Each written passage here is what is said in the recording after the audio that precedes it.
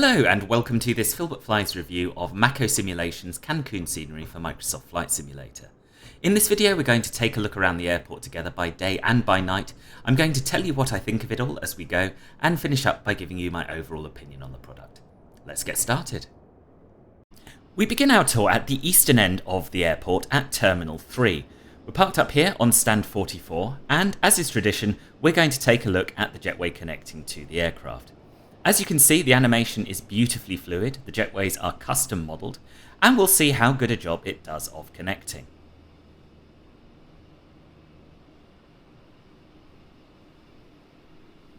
Very, very nice indeed. You'll notice that unlike with a lot of add-on sceneries, the jetway hood does not go through the aircraft skin.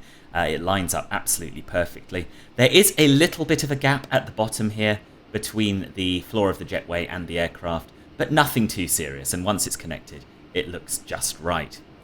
Moving on to having a look at the jetway itself. These are beautifully modelled and very, very nicely textured. You'll notice a lot of scuff marks. You'll notice a very nicely modelled set of stairs down here. And the textures are really super, super crisp. You could not ask for any more than this. The detail on the jetway is really impressive as well, right down to the signage on these electrical cabinets down here.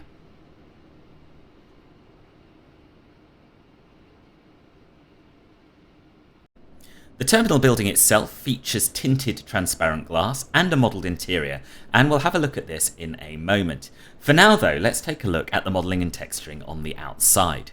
So the textures used here are really very nice indeed. Once again, very realistic looking, very, very crisp. Even when you get up super close, there's not a hint of blurriness whatsoever. Down on ground level, the level of detail is incredibly impressive too. You'll notice that we've got a lot of dirt, particularly where the building meets the ground. Once again, super crisp signage on these doors. It really is a very, very highly detailed airport.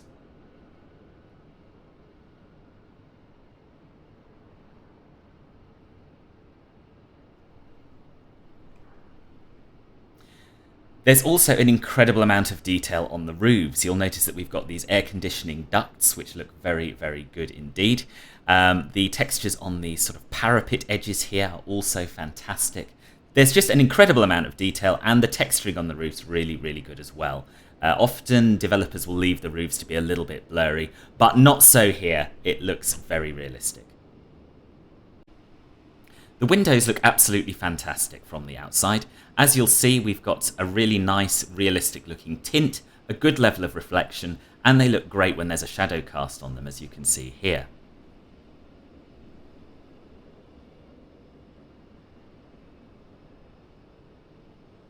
And the story is very much the same from the inside. No sign of the windows losing their tint. Looking out through these as the morning sun streams in really does make you feel like you're there. The quality of the interior modelling is fantastic. We've got nice, shiny, reflective floors, really crisp textures all around, and the seating areas look great. Every gate has a gate number and a monitor displaying airline logos. While the level of detail isn't the highest we've ever seen if you compare it with something like Pyrig, say, it looks realistic, it looks fantastic from both inside and outside, and to be honest, this is all I want from a terminal interior. Moving northwest across the airport, we soon come to Terminal 2, which looks every bit as good as Terminal 3 did. You'll notice we've got this very high resolution signage, "Welcome to Cancun," with a real world photograph of the city on it. We've got some really, really nice modelling of these curved surfaces with not a hint of jagged edges, which is not easy to achieve. And I'm really impressed by the varying levels of reflection in the PBR materials as we work our way along here. Once again, we have tinted transparent glass and some interior modelling, which looks really very good. And down at ground level, we have some fantastic use of parallax effect, which mimics the effect of a terminal interior without hitting performance quite so much as full modelling. Again, I'm really, really impressed with the level of detail on ground level, and this is a good point to show you some of the vehicles and other types of ground clutter that are included with the airport. We have buses and service vehicles, air stairs, all sorts of vehicles around and about the place, many with flashing orange beacons, which you'll see better when we take a look at the night lighting later on. But I love all of this stuff. It really does bring a lot of life to an airport. At the end of Terminal 2, we have this heptagon. Yes, I counted the sides and Googled the word for a 7-sided polygon. And again, the level of detail here is astounding.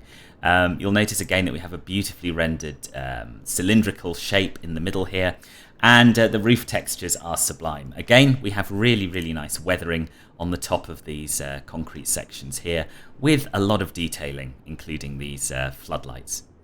It looks really, really good.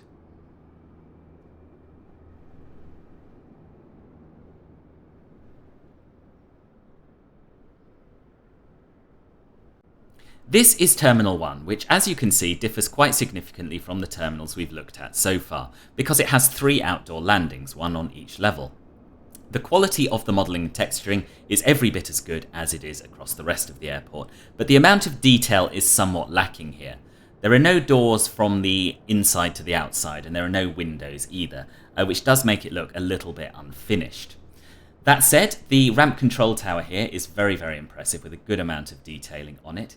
And I really like the palm trees at ground level and the continued use of clutter around the stands. This terminal is used by 1 or 2 charter airlines, so it's not somewhere you're going to be spending a great deal of your time.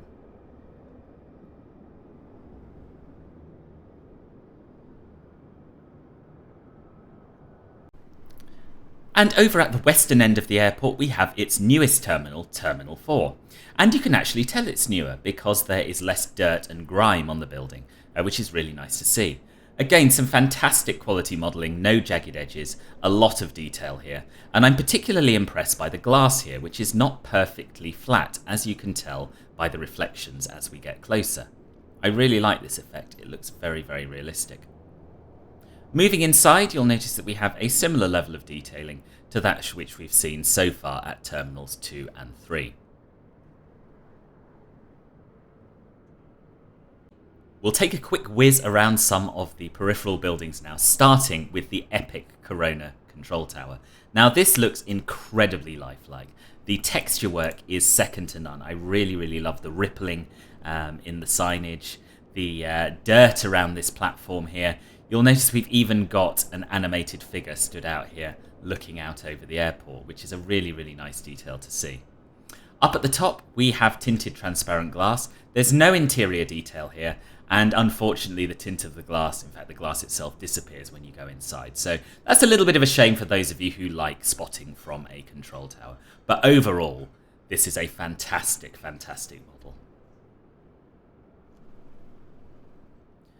Between Terminals 2 and 3, we have this vehicle depot. Once again, some very high quality buses parked outside, and the quality of the modelling and texturing on this building is every bit as good as on the passenger terminals.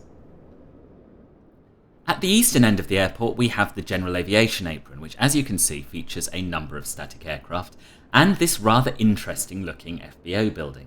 I really like the architecture of this, it's most unusual. As we get closer, you will notice that Macco have even made use of parallax effect in these windows. This is a level of effort that a lot of developers wouldn't bother going to for a lesser visited part of an airport like this, and it's really, really nice to see. It's ground texture time, and Macco Simulations have done an absolutely amazing job here. The ground textures are crisp and very, very realistic looking. You'll notice that we've got cracks in the paving slabs. We've got some very, very realistic looking rubber marking and spillages here and there across the apron. Yeah, I'm seriously impressed by these. Some of the best I've seen. I'm seriously impressed by the ground markings as well. The colours are just right, they're not too bright and cartoony, as we see at all default airports and quite a number of add-on airports. And they're not entirely uniform either. You'll notice that the yellow lines, and in particular the yellow stand markings, have a variety of tones in them, which really does make them feel very realistic indeed. The grass and dirt areas in between the taxiways and the runways look okay. They are a little bit blurry, but that's because they rely on satellite imagery. Now the alternative to this is to hand draw a texture, which is never going to look very good either. So it's just unfortunate that this is the resolution of the satellite imagery at Cancun and there isn't any procedural grass to cover it up. But by and large, considering what the developer had to work with, I think it looks pretty reasonable. I'm very impressed by the transitions as well between the taxiways and the grassy/dirty areas. There's no blurriness or other weird oddities that you sometimes get. And the 3D taxiway signs look very good as well.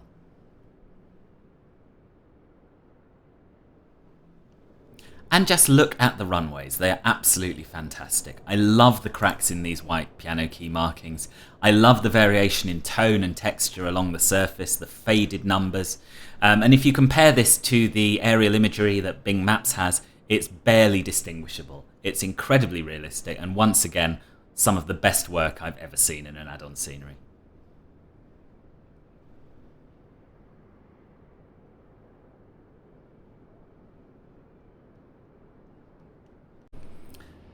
Let me take you for a quick spin around the landside areas now, beginning where we started our airside tour back at Terminal 3. You'll notice that we have a very nicely modelled canopy here, and we have some 3D vehicles parked up in the car park, both buses and cars. We have a custom ground texture here, which is flat grey. There are no markings on it, which is a little bit of a shame. We also don't have any kind of signage or entranceways into the terminal from the landside. So it's a pretty basic representation. It's not somewhere you're going to want to spend a great deal of your time, but it should give just the right impression when you're arriving in an aircraft. This is the landside area in front of Terminal 2, which is by far the best of all of them.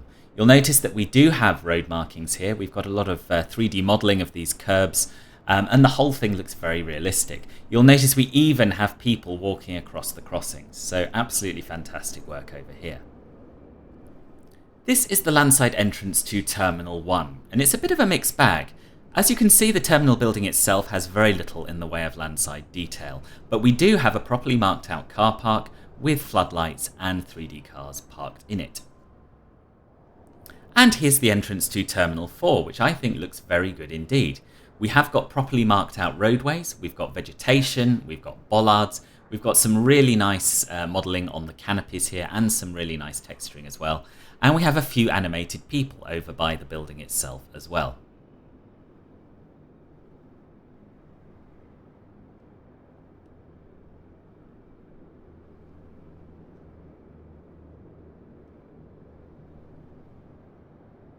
While we're on the subject of landside areas, it would be remiss of me not to show you this rather nice interface between the landside and the airside parts of the airport, namely the taxiway Delta bridge over the road here.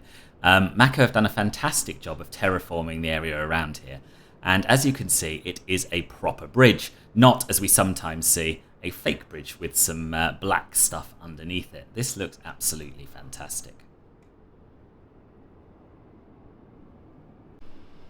And finally, we'll take a look at the night lighting, which I'm sure you'll agree is very impressive indeed. The floodlights create a very realistic looking glow over the apron. The amount of light coming through the tinted terminal windows feels spot on, so pulling up at a stand here, you're going to feel pretty bloomin' immersed.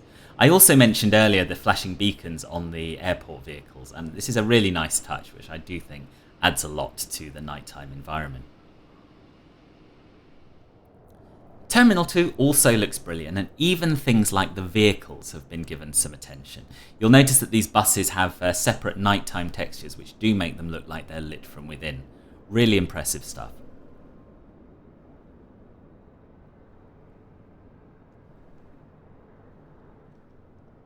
Even Terminal 1, which I think is the least impressive part of the airport, looks pretty bloomin' good by night.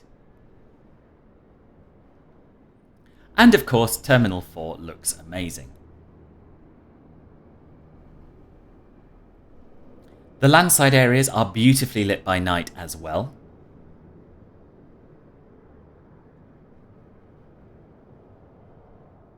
And the taxiway and runway lighting is all very nice too.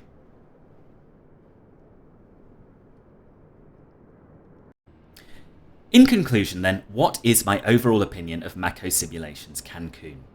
I really like it. I think it's their best work yet. I've found very few things to complain about over the course of this review, and the only thing that I think is worth reiterating in this conclusion is the lack of windows and doors on Terminal 1. It just needs a little bit more love and a bit more detail to truly feel realistic. The rest of the airport, though, is fantastic. The amount of detail included is incredible. From the air conditioning ducts on the roofs, to the steps, to the ramp control tower, to the signage on the doors of the terminals, it's a fantastically modelled add-on. The textures are phenomenal as well, super crisp and realistic throughout, and weathered where they should be. This is one of very few airports where you can stick your virtual nose right up against a wall and see no signs of blurriness whatsoever. The high quality texturing doesn't stop at the buildings either. The ground textures are phenomenal. Super realistic, super sharp, well matched to the real airport, and coloured and toned to perfection. Even some of the big boys of top quality MSFS scenery development could learn a thing or two from Macco here. The ground clutter is great too. High quality models, high quality textures, I love the flashing beacons, and the night lighting is top notch as well. This is a fantastic immersive add-on, and I have no hesitation at all in recommending it. I hope you found this review useful. If you have, please like it, subscribe to my channel, and if you'd like to help support further reviews like this one, consider heading to buymeacoffee.com/filbertflies and making a donation. Thanks for watching, and I hope to see you again soon. Bye bye.